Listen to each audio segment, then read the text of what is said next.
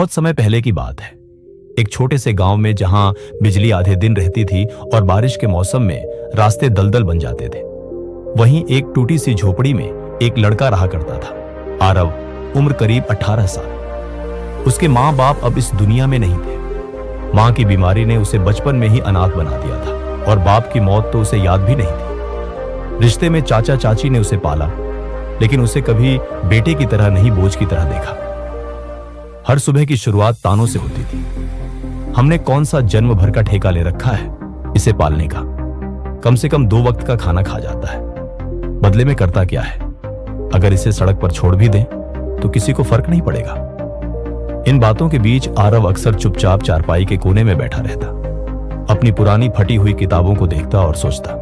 कभी स्कूल जाता था, अब जिंदगी ही मेरी क्लास बन गई है। आरव पढ़ाई में बहुत अच्छा था। 7वीं कक्षा तक गांव के स्कूल में सबसे तेज छात्र माना जाता था। लेकिन जब मां की मौत हुई और चाचा ने यह कह दिया, अब स्कूल छोड़ कुछ कमाने का काम देख, तो उसके लिए किताबें बस मिट्टी से सजी चीजें बन गई। दोपहर के वक्त जब स्कूल की घंटी बजती थी, आरव उसी समय कहीं ना कहीं काम ढूंढ रहा होता। कभी गांव के दूध वाले के यहाँ, कभी हलवाई के पास। पहला काम मिला गांव के सबसे पुराने दूध वाले भैरव लाल के यहाँ। काम था सुबह 5 बजे उठकर भैंसों को चारा डालना, बाल्टी में दूध निकालना और फिर मोहल्लों में दूध पहुंचाना। मिलते थे सिर्फ 500 रुपये महीने। लेकिन हर दिन भैरव लाल की कड़क आवाज और तानों से आरव का मन उखड़ता गया।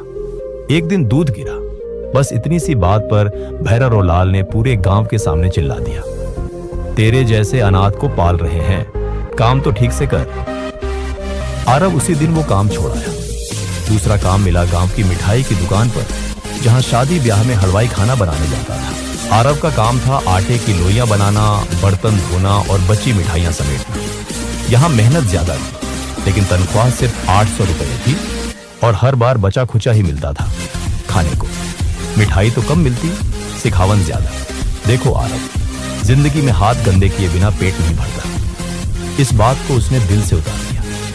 लेकिन सर्दियों की एक रात जब काम करते करते उसकी उंगलियां सूज गई और हलवाई ने गर्म देगची उसके हाथ पर रख दी, तो उसने सोच लिया, इज्जत नहीं मिले तो मजदूरी भी बोझ बन जाती है। तीसरा काम उसे मिला, एक छोटे से आटा चक्की घर में जहां अनाज पीसा जाता था।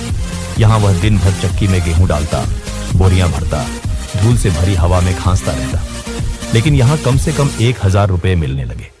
काम भले थकाने वाला था, लेकिन मालिक की जुबान साफ थी। आरव ने यही सीखा, थोड़ी इज्जत के साथ छोटा काम भी बड़ा लगता है। पर यहाँ की धूल और आवाज से उसकी तबीयत गिरने लगी और आखिरकार वो काम भी छोड़ना पड़ा। वहीं गांव के बाहर हाईवे पर एक छोटा सा ढाबा था, बब्बर का ढाबा, जहां हर दिन मजदूर, ट्रक ड्राइवर और राहगीर आते थे। यहाँ काम मिला, बर्तन धोने वाला, सुबह 6 बजे से रात 11 बजे तक बिना छुट्टी। पहले हांडी धो, फिर चाय की केतली साफ कर, फिर टेबल के नीचे गिरे चावल समेत, कभी गर्म चूल्हे के पास, कभी किचन के कोने में। और बदले में मिलते थे 3000 रुपए और 2 टाइम का खाना। आरव की एक खूबी, वो बोलता कम था, करता ज्यादा। ना किसी से उलझता, ना किसी की बुराई करता। जो काम दिया गया वो पूरी लगन से करता। ढाबे का मालिक बब्बर सिंह शुरू में उसे संदेह से देखता था, अनाथ है, जाने कब भाग जाए। पर कुछ महीनों में जब उसने देखा कि आरव बिना छुट्टी काम करता है, कभी चोरी नहीं करता, तो उसने उसे कहा, अब तू सिर्फ बर्तन नहीं, काउंटर संभाल, पैसे तू ले, हिसाब तू रख। अब आरव की सैलरी बढ़ाकर 6000 रुपये हो गई उसके पास। अब खुद की जेब से खरीदे हुए 2 जोड़ी कपड़े थे। अब वह हर महीने 1000 से 1500 रुपये बचा लेता था। शाम को ढाबा बंद होने के बाद अकेले बैठकर अपनी छोटी सी डायरी में कुछ ना कुछ लिखा करता था। आज भी बिना गलती के दिन निकला। आज पहली बार किसी ने भैया कहा, अब लगता है मैं कुछ बन सकता हूँ। चाचा चाची का व्यवहार अब भी वैसा ही था। जब वो महीने के आखिर में घर आता और 500 रुपये उनके हाथ में देता, तो वह कहते, अरे 500 लाकर राजा बन रहा है क्या? लेकिन आरव ने अब अपने लक्ष्य तय कर लिए थे। अब वो किसी के तानों से नहीं हिलता। उसे अब सिर्फ एक चीज दिखती थी, आजादी। आजादी उस दिन की जब वो किसी का मोहताज ना हो, ना चाचा चाची का, ना समाज की नजर का, ना तानों का, सिर्फ अपने कर्म का। अब आरव हर दिन सुबह सूरज से पहले उठता, ढाबे पहुंचता, ग्राहकों को नमस्ते बोलता, खुद ही चाय बनाता, हिसाब रखता और हर शाम अपनी कमाई में से थोड़ा थोड़ा जमा करता। उसकी आंखों में कोई सपना नहीं था, बस जिद थी। अब बब्बर सिंह का ढाबा उसके भरोसे पर चलने लगा था।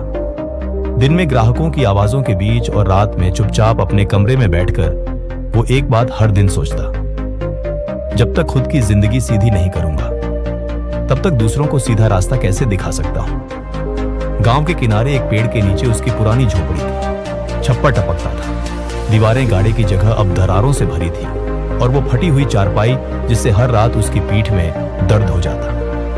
एक दिन जब बारिश हुई और छप्पर से टपकता पानी उसके खाने की थाली में गिरा तो उसने उसी पल खुद से वादा किया, अब सबसे पहले अपना घर सही करूंगा। सिर के ऊपर टपकती छत नहीं टिकती हुई छाव होनी चाहिए। 2 महीने तक हर दिन ढाबे से लौटकर वह 100 रुपए अलग निकालकर एक डिब्बे में रखता रहा। उस डिब्बे पर उसने चुपचाप एक कागज चिपकाया था छत के लिए। जब 2000 रुपए इकट्ठे हो गए तो वह गांव के लोहा व्यापारी के पास गया और 2 पुरानी टीन की चादरें खरीदी। खुद ही हाथ में हथौड़ी ली, चाचा की पुरानी सीढ़ी उठाई और एक एक कील ठोककर छत को ढक दिया। जब बारिश फिर हुई तो पहली बार उसके बिस्तर के पास पानी की बूंद नहीं थी। उसी रात वो पहली बार चैन से सोया। अब दीवारों की बात। आरव ने गांव के भोलू मिस्त्री से पुरानी मिट्टी और गोबर मंगवाया और खुद अपने हाथों से पूरी झोपड़ी की दीवारों को लीप। उसके हाथों में दरारें पड़ गई, लेकिन दीवारें एकदम चमक उठी। अगले महीने की तनख्वाह से उसने एक पुराना पलंग खरीदा।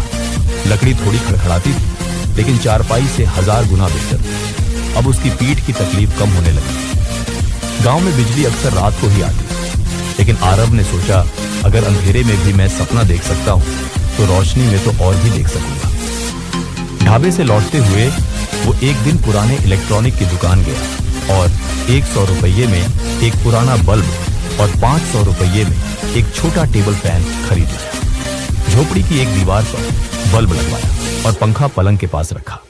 अब वो रात को पसीने में भीगता नहीं था और अंधेरे से डरता नहीं था। आरव एक शाम ढाबे के बाहर बैठा था।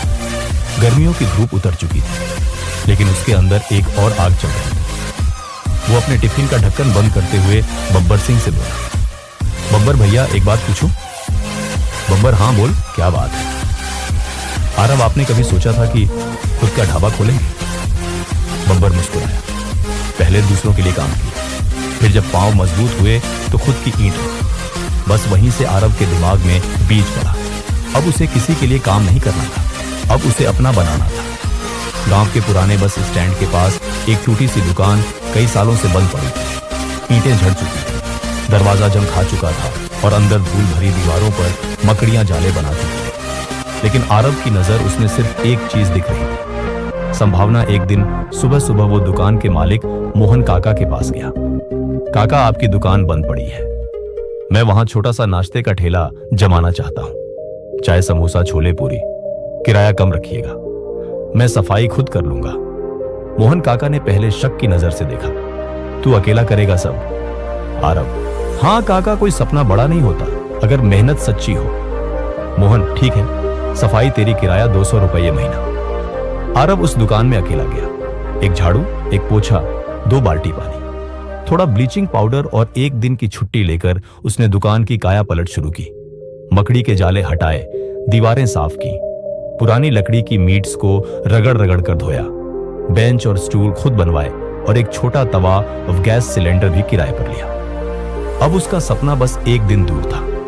अगली सुबह से दुकान खुलने वाली थी। आरव ने दुकान का कोई नाम नहीं रखा था। जब बब्बर सिंह ने पूछा, तू नाम नहीं रखेगा? आरव मुस्कुराया। नाम से नहीं, स्वाद और सेवा से पहचान बनती है। पहली सुबह 6 बजे दुकान खोली। खुद आटा गूंथा, आलू उबाले, चना भिगोया और पहली बार गांव में किसी ने छोले पूरी 10 रुपए की प्लेट में परोसी। एक किसान आया जिसकी जेब में 10 रुपए ही थे। आरव ने मुस्कुराकर प्लेट आगे रखी। गर्म है भैया, खा के जाना। किसान बोला, इतनी गर्म पूरी तो मैंने कस्बे में भी नहीं खाई। और उसी शाम वो 3 और लोगों को लेकर आया। पहले दिन की कमाई 300 रुपये हुई। आरव ने 1800 खर्च निकाले, 1800 बचाए। रात को बल्ब की रोशनी में बैठकर उसने अपनी वही डायरी खोली और लिखा, आज मैं किसी के नीचे नहीं, अपने दम पर खड़ा हूं। अब आरव की दुकान को खुलकर 1 महीना हो चुका था। पहले दिन की 300 कमाई अब बढ़कर रोजाना 400 से 500 तक पहुंच चुकी थी। बस स्टैंड के पास उसकी दुकान अब रोज सुबह 6 बजे से ही ग्राहकों से भरने लगती। आरव रोज सुबह सबसे पहले दुकान पहुंचता, हाथ धोकर चोले चढ़ाता, आटा गूंथता और भुजिया के मसाले खुद पीसता। ना कोई नौकर, ना कोई हेल्पर, हर चीज उसके अपने हाथ की होती। गांव वाले कहते, आरव के चोले पूरी में स्वाद नहीं, उसका सच्चापन घुला होता है। लोग दूर दूर से उसकी दुकान पर आने लगे। बस ड्राइवर, किसान, दिहाड़ी मजदूर सब जानते थे, यहाँ स्वाद के साथ इज्जत भी मिलती है। आरव ने शुरू से ही एक बात ठान रखी, मेरे खाने में साफ सफाई भी दिखे और व्यवहार में नम्रता भी। हर ग्राहक को भैया, काका या बहन जी कहकर बुलाता। खाने के बाद खुद टेबल साफ करता। बचे हुए पैसों में से झाड़ू, डिटर्जेंट और कपड़ा खरीद कर रोज दुकान चमकाता। बस स्टैंड से थोड़ा दूर गांव का सरकारी स्कूल था। कई बच्चे स्कूल आते तो थे, पर उनके पेट खाली होते, फटे जूते, बिना बस्ता और आंखों में नींद भरी होती। एक दिन एक बच्चा दुकान के पास से गुजर रहा था। उसकी नजर आलू भुजिया की खुशबू पर टिकी रही। आरव बोला, तू खा ले, पढ़ाई कर, कभी पैसे मत सोच। बच्चा हिचकिचाया, पैसे नहीं। आरव मुस्कुराकर बोला, कहा ना तू बस खा, पढ़ना बंद मत करना। उस दिन से रोज 2 से 3 बच्चे स्कूल जाते वक्त उसके यहाँ रुकते। कभी पूरी, कभी भुजिया, कभी गुड़ चावल की खिचड़ी। आरव सब चुपचाप देता, बिना किसी नाम या तस्वीर के। 4 से 5 महीने में उसकी दुकान ने पकड़ बना ली थी।